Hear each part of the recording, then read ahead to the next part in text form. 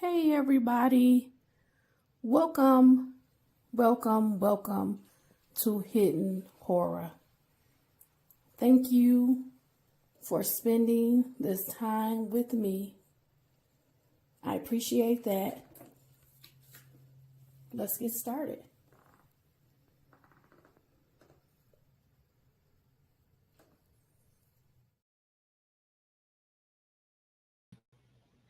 Good morning. Welcome to Hidden Horror. How are you guys doing today? I hope all is well with you. It's Father's Day weekend. Do you guys have any plans? What are you doing? For us, we are going to have a picnic at the park. Unfortunately, my husband will not be there. He has to work. So I am going to bring him some good food back. We're going to be having sausages, steaks on the grill, chicken, all of that plus size. So I'm hoping that possibly on Father's Day, he will want to go out to dinner or something like that. He likes the movies, things like that. So we can at least acknowledge him because he's a great father, great husband, great man. Okay. Very, very important in my life. So anyway, let me know what your plans are if you have any. And if you're a father, happy Father's Day. If your father is gone, you can always do something like releasing balloons. My dad is gone. My father in law is not gone, but my dad is gone. So you can release balloons for your loved one. You can just send a prayer up. You can light a candle in memory. You can just focus on positive memories, share some positive memories from the past. Okay. So happy Father's Day to all the fathers. And just because you have kids doesn't make you a father necessarily. And if you don't have kids, that does not make you a father. You can be instrumental in the life of others, right? Children and others in your community. So happy Father's Day to all. Okay. So today I'm here. We're going to talk about the Sean Combs trial. Okay. We're going to recap days 15 through 21. Again, there's a great article that I have been reading from Fox 5 New York. They're covering the trial, they're tracking the trial, they're dropping just a quick recap of what's going on. So I'm here to share that with you. I did see that allegedly Kanye West showed up at the Diddy trial this week. So that's kind of interesting because, again, he is a mega superstar music icon. Um, he's just a rare talent, right? And you have to think when you think about Sean Combs, he has so many connections, music connections. When he was in the business of selling alcohol, he had those connections. He's been on TV. He's been in the entertainment industry for probably, I would say, at least 3 decades. And it's not just music, it's not just television. Again, he had the alcohol. He has been very involved in talent and identifying talent, connecting talent, producing talent, just a music mogul, among other things, an entrepreneur, investing in the Black community and Black business, creating business, being a fashion icon. He had a clothing line. It's just so many things that Sean Combs contributed to, I would say, in the last 30 years, society, the perception of music, the evolution of music. Again, the clothing lines, cologne, the spirit business. I mean, he completely carried that alcohol. He was the forefront. He was in the pictures, the videos, the advertisements. Um, Ciroc was his baby, okay, and then he ventured out in other areas. So he has really done a lot. He's given just thousands and thousands of dollars in scholarships and helping people and reaching back. That's that's the part about people. No one is all bad or all good. People have sides to them, right? And publicly, we've seen I would say over the last 30 years, him build and lay a foundation for his family, his sons, his daughters. He's been again on television, being a music producer, going on tour, being an artist, just so much. So no one is all bad. But people they make mistakes, they do fall, and sometimes people they get bigger and um, they can't hear, they can't take criticism. They don't want to hear criticism. They don't want to be reined in. They don't want people to give them ideas or judgment or advice. Um, Maybe he just got too big to listen to others, or because of what he was doing, he was not really being brought in or charged or, stopped. It grew. Um, this appears to be uh, a big part of his life, the things that was happening in the trial with the activity and potentially allegedly drug use and having these freak offs and these encounters. Um, if all of this is true, this was a big active part of his life, the things that he did day in and day out, on top of all his other commitments, running all of these various companies, making these TV appearances, still producing music, and et cetera, et cetera. I mean, he has so many connections. If you ever look into him, you will see he has connections to presidents, he had connections to universities. It's a very long hand that he had in New York, California, Florida, mainly those three states, but he owned property in other places as well. So he is truly a music mogul. From these last 30 years, you cannot take that from him. Okay. So, anyway, let's get started. So, I want to bring a picture up of Mr. Combs. So, let's start with that. Okay. And you guys could say I'm a little too generous, but I like putting nice pictures up of people. I could put something humiliating up or embarrassing, but I don't think you have to kick someone when they're down and they already have a lot of issues. I believe he can turn it around just like anybody else who makes mistakes.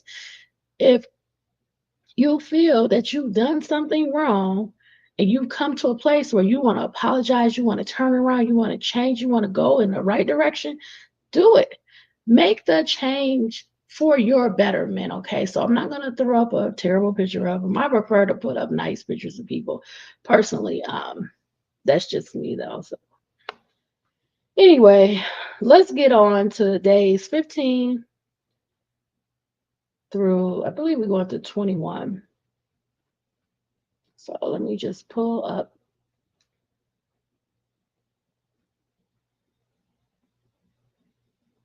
the article and we'll go through it.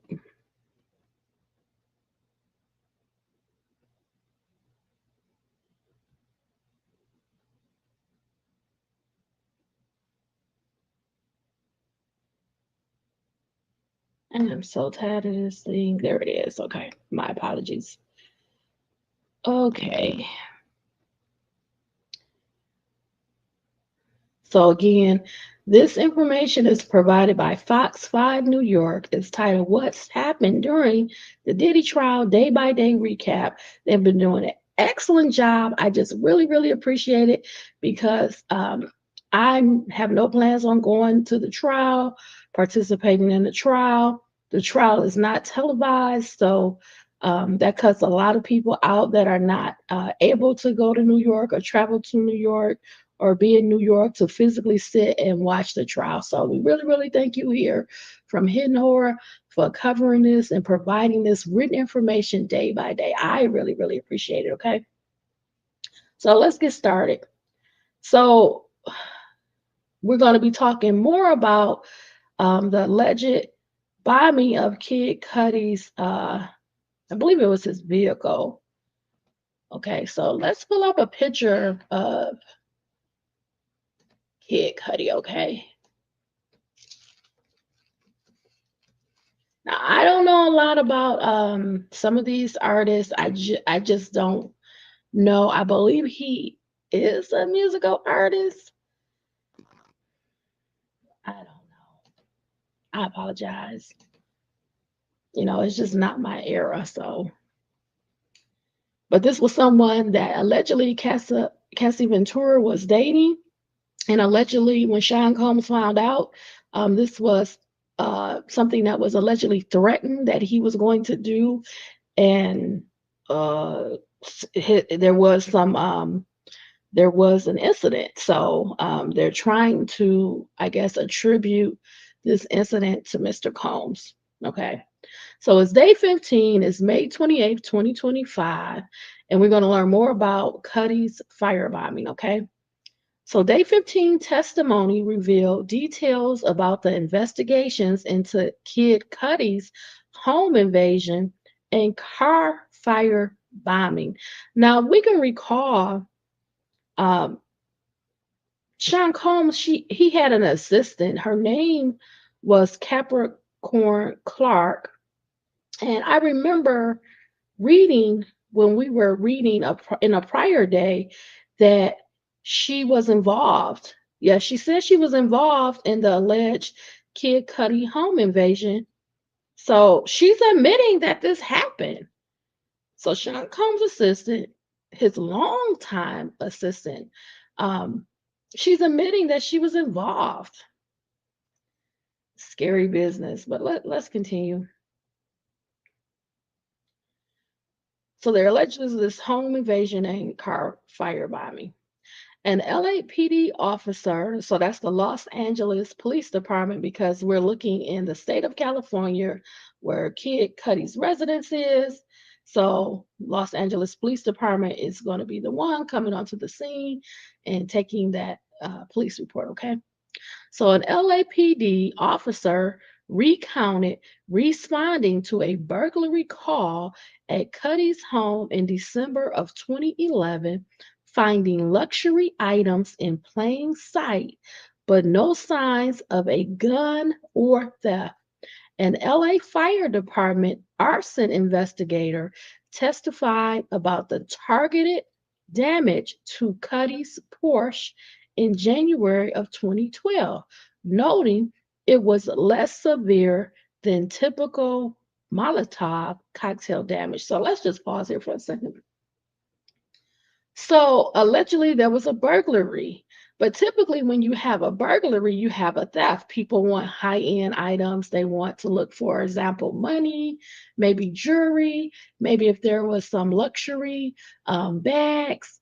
Um, Mainly if there's some very expensive artwork and you can identify it, maybe things like that. If you're going to do a burglary in this area where the rich and famous are, you would think that there would be some type of theft, but they said that there were luxury items in plain sight, but there were no signs of theft. So that lets you know that this burglary is really not a burglary, but there's something else going on. Maybe a peer, somebody that has as much as Kid Cudi, was targeting him for a reason, not to steal, not a theft, not a burglary, but for revenge, possibly for getting back at him for something or perceived something, right? At least that's how my mind thinks. If you have these luxury, very expensive items out and your home is burglarized, and if the burglar or burglars don't steal anything, that lets me know that this is something else. Typically, people do things for revenge. Um, they do things over a woman, sometimes jealousy. They definitely do things over money, okay? And that's what it appears to be, something more of on the revenge side, okay? And they're saying that his Porsche, it was targeted, it was damaged, okay? In the afternoon, Deontay Nash, Combs' longtime personal stylist and close friend of Cassie, testified about witnessing Combs physically abuse Cassie and being aggressive towards him. Nash described seeing bruises on Cassie's body and mentioned her weekly visits to a hotel with Combs carrying a black bag of sex toys. So let's pull up a picture of Cassandra Ventura, okay? So I want to just say a few things.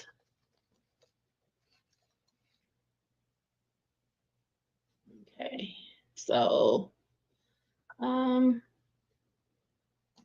I do want to kind of get a more of a full body picture of her just to kind of demonstrate she's such a beautiful young lady, but I kind of want to demonstrate how tiny she is. One second, please. My apologies.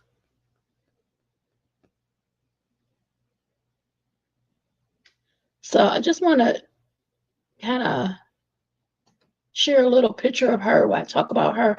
She's a small frame woman. She's a lot tinier than Mr. Combs, size wise, physicality wise. Uh, she, I think she's with him about 10 years. And if you can recall, they did not live together. They lived close by, but she had like her own apartment in New York, and then he had his home, and then she would come and they would connect and see each other. So I'm not surprised about hearing these weekly visits to a hotel because they didn't live together. Throughout those years of traveling and being in a relationship, um, going to all of these appearances, award shows. I can show you some of those pictures. Um,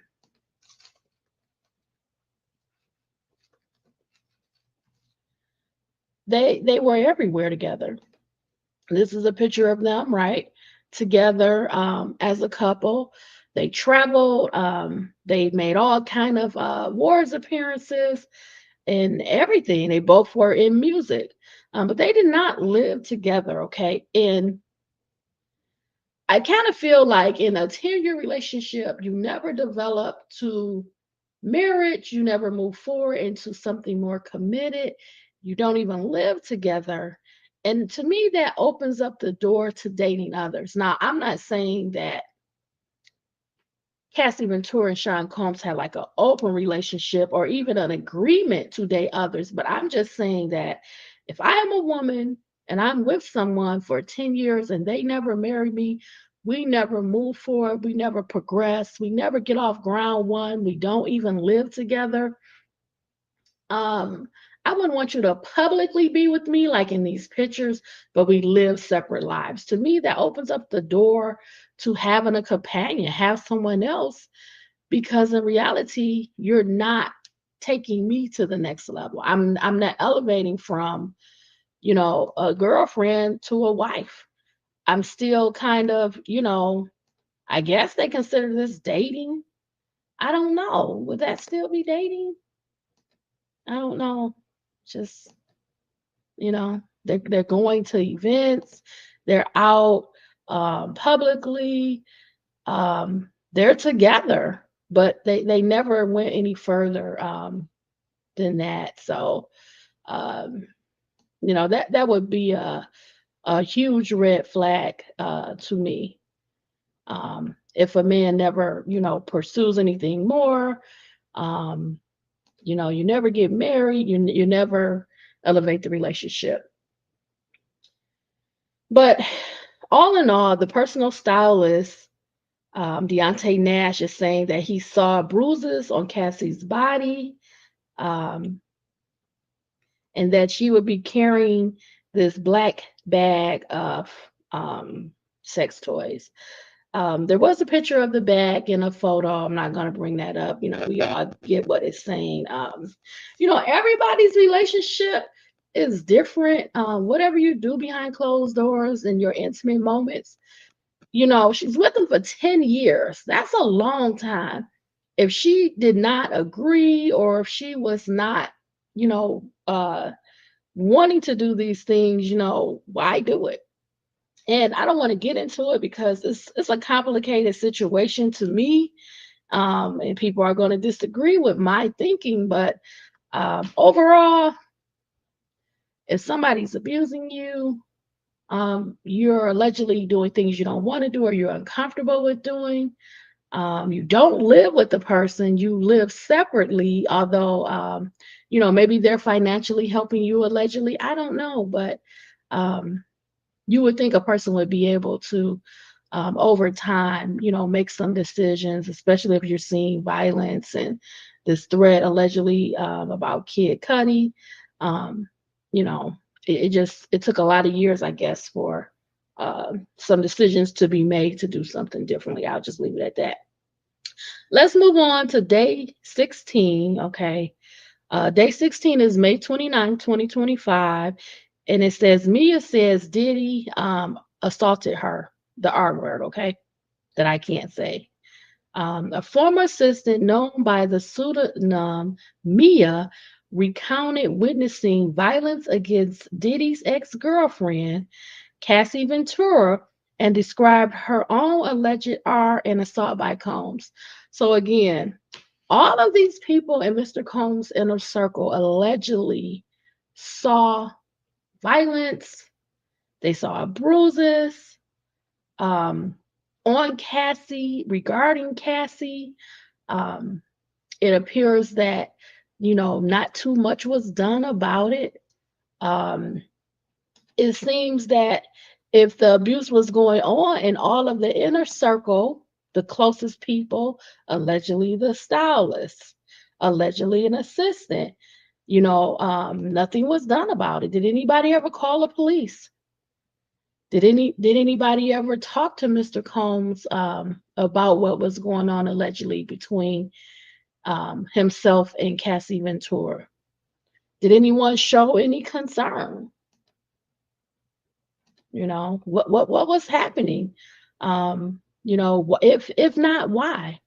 You know, but again, they're saying that this former assistant, she was allegedly armed by and assaulted by Mr. Combs, and that she also witnessed violence um, against Cassie by Mr. Combs. Okay, let's continue.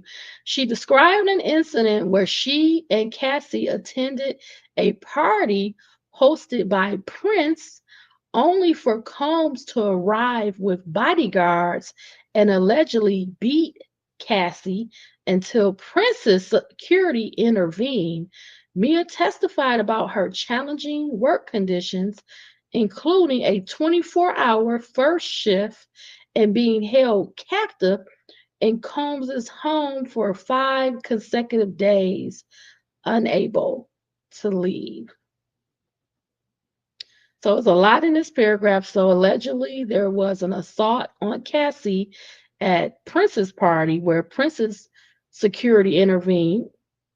And then allegedly, this assistant Mia is saying that she was held captive by Combs for 5 days. She was not allowed to leave.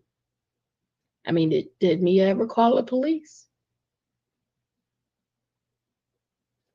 Did she ever report the assault, the R? Did she ever report that she was being held against her will? Um, I don't know. Let's continue. Earlier in the day, Deontay Nash, former stylist for Combs and Cassie, concluded his testimony with further accounts of Combs' alleged violence towards Cassie, detailing how she used makeup to conceal bruises. So let's see.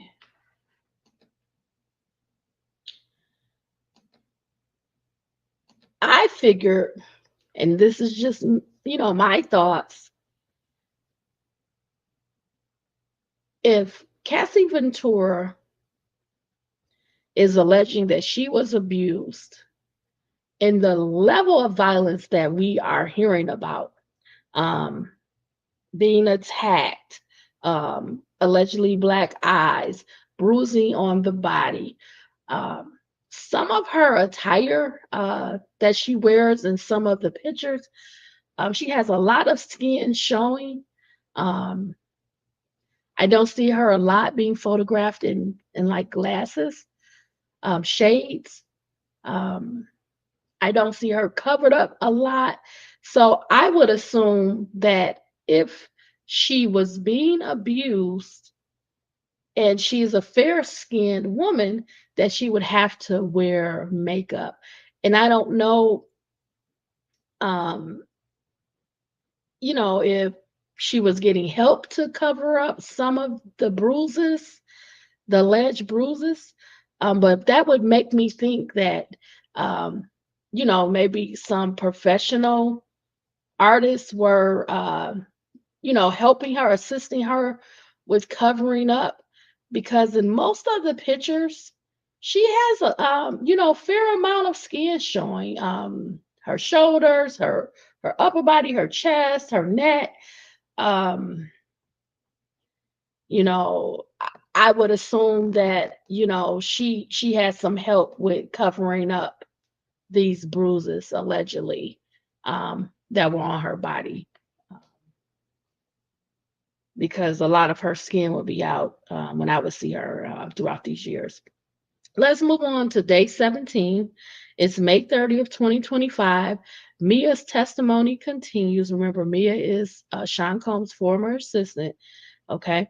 A former assistant using the pseudonym Mia continued her testimony about her alleged assault by Diddy, while defense attorneys presented her social media posts praising Combs as contradictory evidence. That is very contradictory. If someone is, assaulting you, harming you, and then in your personal life, in your social media, you present something different. Maybe you post pictures allegedly of you and Sean Combs, the work you have done, the people you have met, maybe other famous people, other industry events, things that, would be, very interesting for people to see.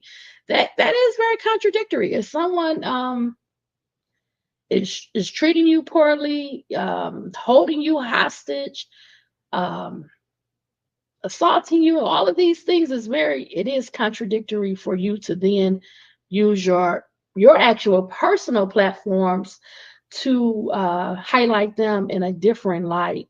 Um, that is odd, but I don't know. Let's continue. Defense attorney Brian Steele highlighted Mia's social media posts and correspondence with Combs, portraying them as inconsistent with her claims of abuse. Mia explained that her purse was a facade, telling the jury that Instagram was a place to show how great your life was, even if it was not true. So she's saying that, even though all these bad things were happening, Sean Combs was holding me hostage, he was assaulting me, RA me. I would, see him, do this violence against Cassie. None of that actually related to why I use my social media. I would go on social media and I would, post different things because all of it was fake. It was not real. I wanted to show, that I had this great life. I'm working with Sean Combs, and things are great. They're wonderful. This is a great opportunity. I'm meeting all these people. I'm in the industry. I'm in entertainment. So I didn't show them the truth. I didn't show them the bad things that were happening. I didn't tell the truth. I concealed it allegedly, and I just, presented, nothing but good things, positive things, because I wanted to show to others that would view it that I was living this wonderful, luxurious lifestyle, and that is attaching to Sean Combs. Okay. Mia testified about the lasting trauma from her experiences, stating she hasn't worked since leaving Diddy's employment due to post traumatic stress. You guys, I always say you have to leave the past in the past. Do your best to move forward in life. Let's continue. Day 18, June 2nd, 2025. Mia concludes her testimony. The former assistant Mia, who accused Diddy of S abuse, concluded her testimony. Throughout the day, Mia faced intense cross examination from Combs' lawyers, who challenged her claims of S assault and abuse, highlighting seemingly contradictory statements, such as a birthday video where she expressed admiration and love for Combs. Now that is a bit much to me because how do you then go and you just say, hey, you know, again, this man is amazing. He's awesome. He's so good to me. He's the best employer. He treats me so good, so well. He helps me. He's taught me a lot. I really appreciate this opportunity. I want to thank him. I love him so much. To me, that would be kind of hard, but maybe it is another facet, another fake thing to do publicly, but privately in your real life, behind closed doors, this S assault is happening, this abuse is happening, you're being held hostage, all these different things is happening. But in the public, you're presenting a big lie, a false lie, untruths. You're double-minded. I don't know. But let's continue. Let's just, continue.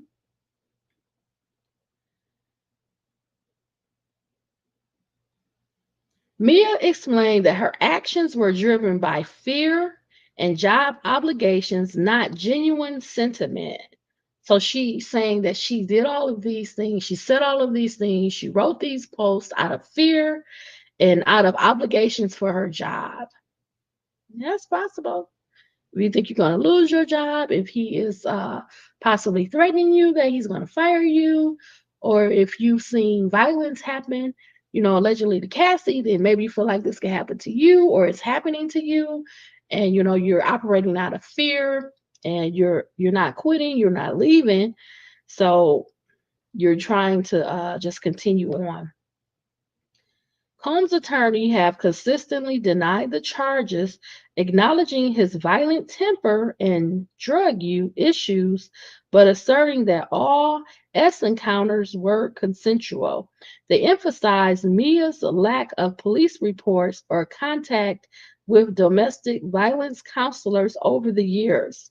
Okay, so the defense is saying, well, if all of this stuff happened to you, um, you know, we're denying that it happened. And when there were S encounters, they were consensual. If this happened to you, all these terrible things is causing you, this post-traumatic stress, you can't work, you're operating in fear, you feel obligated to this job. Did you ever call the police? Did you ever call and get help? Did you ever contact any kind of services, domestic violence? Did you go to counseling? Did you get therapy? All these bad things happen. What did you do to get help? How did you get out? How did you get away? It's a fair question. Okay. Let's continue. Mia stated her motivation for speaking out was to set an example for her niece and goddaughters, not for financial gain. Let's continue. Date 19, June 3rd, 2025. Diddy paid $100,000 for a video of hotel beating security guard set. So let's pull up, maybe we can pull up an image of the fight.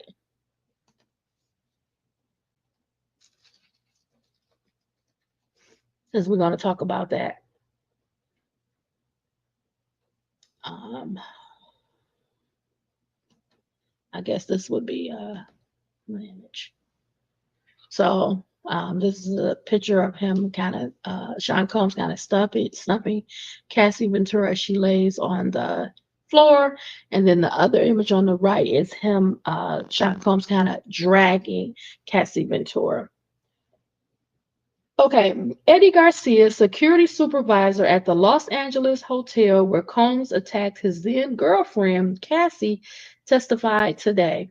Garcia testified that Combs paid him $100,000 in cash to him in an attempt to buy what Combs hoped was the only copy of surveillance footage of the March 2016 assault. Garcia signed a confidentiality and non-disclosure agreement that required him to pay $1 million if breached. Combs' ex-finance officer Derek Ferguson also took the stand today. So, wow, the security supervisor turned over this video to Mr. Combs for $100,000. That sounds like bribery. Moving on, we are familiar with the video. We're familiar with what happened. Wow. $100,000 for the video. Let's move on to day 20, June 4th, 2025. Cassie's main drug dealer takes the stand. Okay. Brianna Bogdalan faced a challenging day on the witness stand, admitting to being both a friend and main drug dealer to Cassie Ventura while testifying about Sean Diddy Combs' alleged dangling her over a balcony. Wow. You think that only happens like in movies, right? She was being dangled allegedly over a balcony. Wow. Okay. In a packed federal courtroom, Bangalan recounted nightmares from the incident where Combs allegedly held her by her armpits over a 17th floor balcony. Under intense cross examination by Diddy's lawyer, Nicole Westmoreland, Bongalo revealed her role as Cassie's drug dealer, supplying illegal substances and pills like cocaine, ketamine, weed, and ecstasy almost daily. She described arranging drug deliveries for Cassie as casually as ordering pizza. So, in her friendship with Cassie, she is also her friend, but her drug dealer. And she would make the arrangements for the various substances, including the cocaine and weed and ecstasy. And this would be happening on a daily basis. Wow. Video forensic analyst Frank Piazza confirmed the authenticity of a video showing Combs kicking and beating Cassie Ventura, stating it had not been altered. Piazza also testified about enhancing 10 sex videos found on Combs's laptop under the username Frank Black, a pseudonym Cassie said Combs used. So there was also videos on the laptops of Mr. Combs allegedly. Okay. So let's get it. Day 21, June 5th. Okay. Judge reprimands Diddy. The judge reprimands Sean Diddy Combs for staring at jurors and nodding, warning of potential actions, including banning him from the courtroom if it continues. So allegedly, Sean Combs was staring at the jurors, and the judge saw that and reprimanded Mr. Combs, telling him, if you continue, I'm going to remove you from the court because that's really that's like intimidation. Okay, that's an example of intimidation.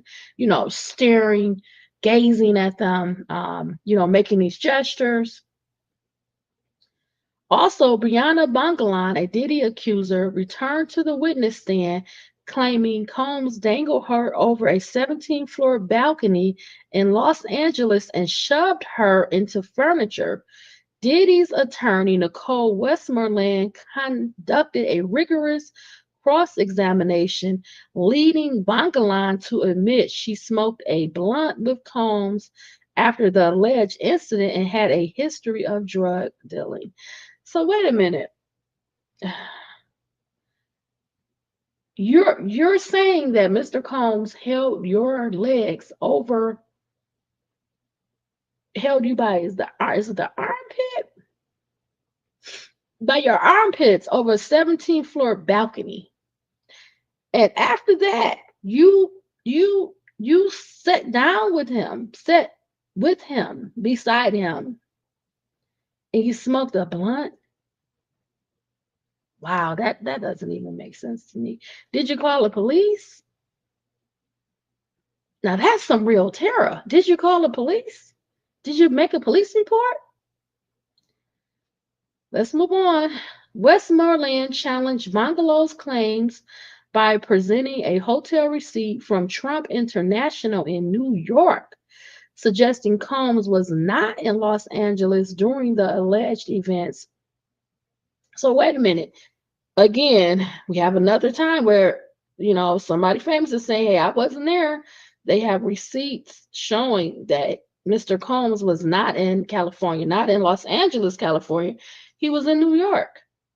Additionally, testimony from another accuser known as Jane described receiving $10,000 from Combs for a drug fueled getaway and participating in regular freak offs at hotels with payments made in cash and wire transfers.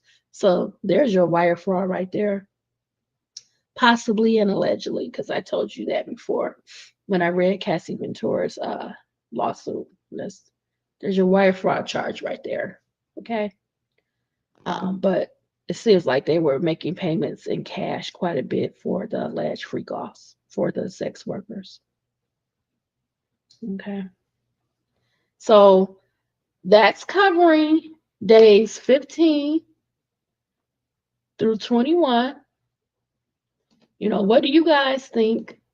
Um, I'm interested to get to the next week. We can cover um, days 22 to 28 and see how that goes and what's happening in the case. Um, I'll be back next week because they're up to day 26, so it'll have to be after next Wednesday. I do the update for those next 7 days. So thank you for spending this time with me. I really, really, really appreciate it. I want you to stay safe, stay smart, stay savvy. Please, in the comments, if you have any thoughts, put them in there. I appreciate you. And again, happy Father's Day to all the wonderful fathers out there. Bye, everybody.